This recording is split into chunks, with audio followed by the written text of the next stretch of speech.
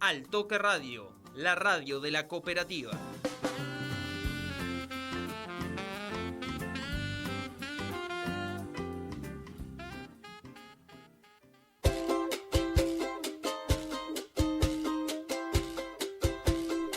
Politicóloga egresada de nuestra Universidad Nacional de Río Cuarto, además es docente de nuestra casa de estudios, docente de la Universidad Nacional de Villa María. Aimea Minahuel, ¿qué tal? Muy, pero muy buenas tardes.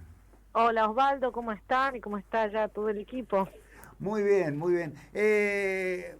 Me sorprendió leer un comentario tuyo acerca de un tal Laje de cordobés.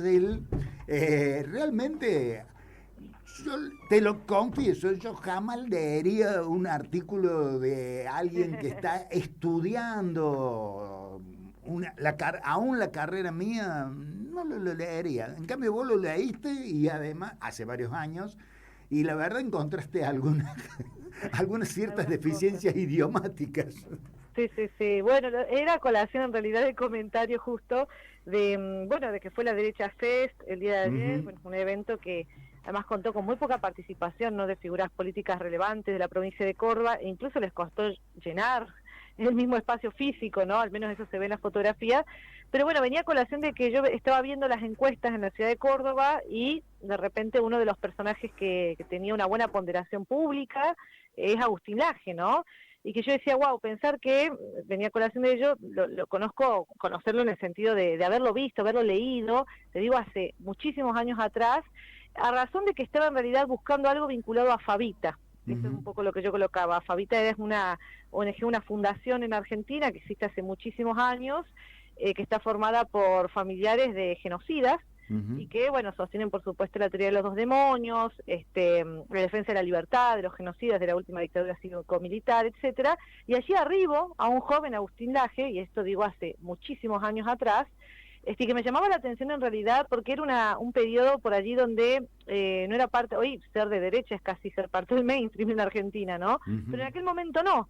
Y él se dedicaba a dar charlas de poca monta, porque digo poca monta porque me acuerdo que, claro, cuando me llama la atención el perfil, un perfil de extrema derecha, en alguien un poco lejano a mi generación, pero bueno, supongamos unos años más grande, y daba charlas de formación de extrema derecha a cuadros políticos del PRO de Córdoba, a cuadros políticos del PRO de Ciudad de Buenos Aires, hasta que finalmente termina muy peleado con el PRO. Y bueno, y las derivas de esos personajes, ¿no? Porque finalmente termina siendo hoy en la actualidad uno de los principales referentes de la Libertad Avanza aquí en la provincia de Córdoba. Bueno, luego de haber sido tal vez su máximo mentor, yo allí lo coloqué en ese breve comentario, bueno, no tan breve, de Nicolás Márquez, que ese sí es un personaje que hace muchos años, te digo por el año 2000, Horacio Berbisky le dedicaba notas diciendo que era una joven promesa de la derecha argentina, una carrera que finalmente se vio frustrada por las acusaciones de Márquez de abuso sexual, de pedofilia, bueno, en fin. Entonces, en ese pragmatismo de la derecha, finalmente terminan formando un cuadro más joven, y ahí entra Laje en acción, que empieza siendo como una especie de influencer y termina hoy muy posicionado, ¿no? Entonces decía yo, las derivas. Sí, lo que no se le puede desconocer, o hay que reconocerle en realidad a Laje, es su coherencia ideológica. Él fue una de las voces que utilizó el gobierno en el último 24 de marzo para, de alguna manera, reivindicar por lo menos esa teoría de los dos demonios.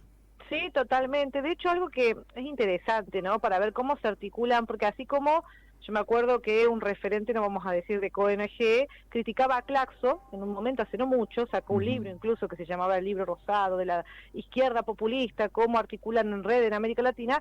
También es interesante ver cómo articula en red la derecha hace muchísimos años con los Estados Unidos. Te estoy diciendo que desde el año 2008 que Berbisky le dedica notas a Nicolás Márquez como un referente de la derecha argentina, y ellos todos se fueron a estudiar, fíjate, tanto Nicolás Márquez, no es casualidad, como Agustín Laje, como Ricardo López Murphy, digo, tres personajes de una derecha con diferentes matices y con protagonismo en diferentes periodos de la historia, fueron becados todos por la Universidad de la Defensa de Estados Unidos, los tres, porque se fueron a estudiar terrorismo y contrainsurgencia y algunos cursos, como en su momento también se formaba a los militares. Yo recuerdo el caso de Onganía. Onganía era un militar que había sido formado también por la Universidad de la Defensa de los Estados Unidos y era un cuadro doctrinario de la derecha, argentina, pero que además formaba a cuadros latinoamericanos. Y algo parecido ha acontecido en este siglo XX, que pasó al principio desapercibido, hoy es mucho más claro porque vemos los vínculos más claritos con este gobierno, pero que tanto López Murphy como Agustín Laje como Nicolás Márquez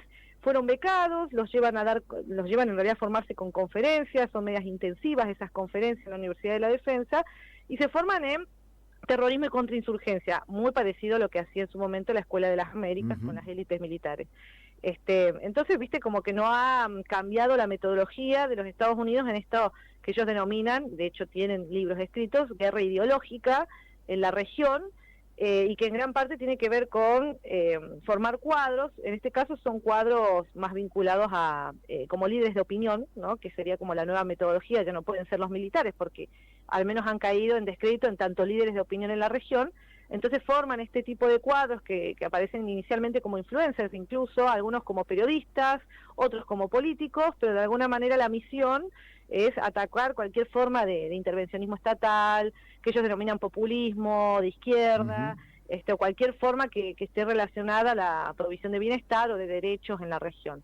Es interesante porque él no es el único. Agustín Laje es uno de nuestra generación, pero también estaba Gloria, yo no sé si se acuerdan, que también era una influencer centroamericana, y que, al igual que Laje, lleva adelante la batalla en esa región contra lo que ellos denominan la nueva izquierda, el comunismo, etcétera. Y si hay alguna duda, simplemente basta escuchar las últimas declaraciones del supuestamente futuro embajador de Estados Unidos en Argentina. Totalmente, está muy conectado. Yo hace poco escuchaba un análisis de Pablo Semán, que coincide o no coincido, porque eso tiene que, me parece que son dos niveles de análisis. Dice que no hay que culpar tampoco a todas estas estrategias o estructuras o planes, planificaciones de la derecha estadounidense para incidir en la región y hacernos cargo de lo que ocurre en los proyectos. Yo creo que son dos niveles de análisis. Por un lado, bueno, obviamente la falta de respuesta de los gobiernos progresistas, llámese el último gobierno de Alberto Fernández, los errores, etcétera, pero no es solo por eso que estamos hoy en la situación que estamos. Yo creo que eso es una de las dimensiones de análisis, como la ciencia social y la política, todo es multicausal. Otra dimensión me parece que es la planificación durante mucho tiempo de una derecha estadounidense, que además se fue corriendo de Oriente Próximo, que se fue corriendo de Afganistán, que está con complicaciones en Europa, que está con complicaciones en todo lo que es Medio Oriente, y que había descuidado además una América Latina, como también descuidó África. Si uno presta atención ahora al proceso africano, vemos que hay procesos de liberación, procesos progresistas en África. Entonces, Estados Unidos es un hegemón que planifica el sistema mundo y lo que ocurre en la política doméstica de todos los países y no lo deja de lado, así como así, lo planifican durante años, y eso explica en gran medida las conexiones, bueno, de todos estos personajes que venimos mencionando, Ricardo López Murphy, el próximo embajador de los Estados Unidos en Argentina, ya muy claro, ¿no? Muy claro, digo, con esa... Quizás hasta groseramente claro. Sí, totalmente, una cosa que no nos retrotrae, la década de los 90 decía una coreana, nos retrotrae la década del 40, ¿no? Al Braden Perón, una cosa demasiado explícita. Pero bueno, me parece que hacen lo explícito porque también nosotros no logramos explicitar las cosas que suceden, contar estas cosas. No hay ningún mérito en un Agustín Laje, un chico que no era muy talentoso, sino que lo que hay es mucho dinero y mucha estructura puesta en esta formación de este tipo de cuadros.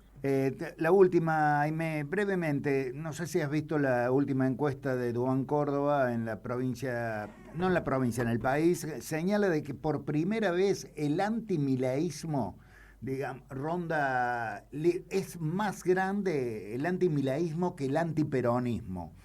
Sí. Ahora también agrega algo, el tema es que los anti vayan a votar, porque si no...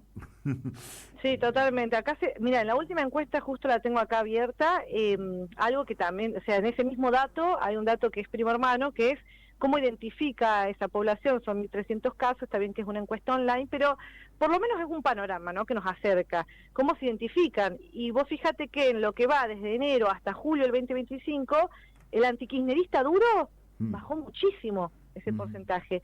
A la par que subió el no sabe, ¿no? Entonces, tenemos allí, y también subió el kirchnerista, ¿no? Con lo cual, digo, con los últimos acontecimientos vinculados a la encarcelación de Cristina Fernández de Kirchner, la condena, etcétera, subió el kirchnerismo. Pero lo que más subió en realidad, cuando uno mira en proporción, es el no sabe, no sabe con qué se identifica. Entonces me parece que allí hay una tarea del peronismo, del Movimiento Nacional y Popular, de los amplios espectros, de ver cómo se interpela ese sector que no sabe cómo se identifica, que no quiere estar evidentemente en esa grieta, pero si vos me preguntás, a mí me llamó mucho la atención que esos niveles de crecida del kirchnerismo, ¿no? Entonces hay un componente ideológico que piensa, y de hecho cuando ellos analizan la figura de Javier Milei con la de Victoria Villarruel, vos me preguntás a mí, sigue siendo Javier Milei un candidato competitivo para ellos, porque de repente tiene Victoria Villarruel una imagen positiva baja, pese a que no tiene una imagen mala tan alta como Milei. Entonces Milei logra todavía polarizar, todavía le continúa sirviendo, podríamos decir, al proyecto de la derecha argentina,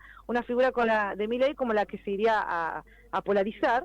Por lo tanto, habría que pensar también una figura o un discurso o un proyecto político de parte del peronismo que también tensione esa polarización. Ya evidentemente ellos han encontrado el nuevo Braden. El tema es si el peronismo va a encontrar el nuevo Perón a tiempo. Totalmente. Me parece que ahí está la cuestión. Yo viendo las listas y las dificultades todavía que ha tenido el peronismo para armar allí en Provincia de Buenos Aires, todavía veo esa enorme dificultad y además esa tal vez necesidad a veces de querer parecerse un poco más al centro.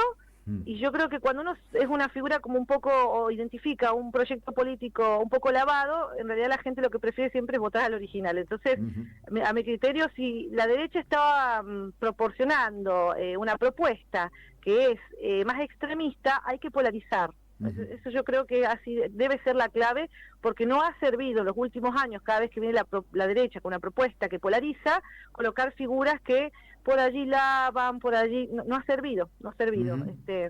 Me parece que hay que apostar a ver si se puede crecer todavía más en ese piso de identificación, que ha crecido en el último tiempo. Fíjate, en un escenario que está muy tensionado, ha crecido. Como también ha crecido el no sabe, ¿no? Pero el no sabe no es los que se van de la identificación kirchnerista, se van de la identificación antikirchnerista. Se van de Milei, a Milei se le van. Deben ser los radicales mayoritariamente para mí, pero bueno. Aimé, la seguimos la semana que viene, de ser posible. No, por favor, seguro, nos vemos. Gracias. Aimé Aminahuel, politicóloga de la Universidad Nacional de Río Cuarto y de la Universidad Nacional de Villa María.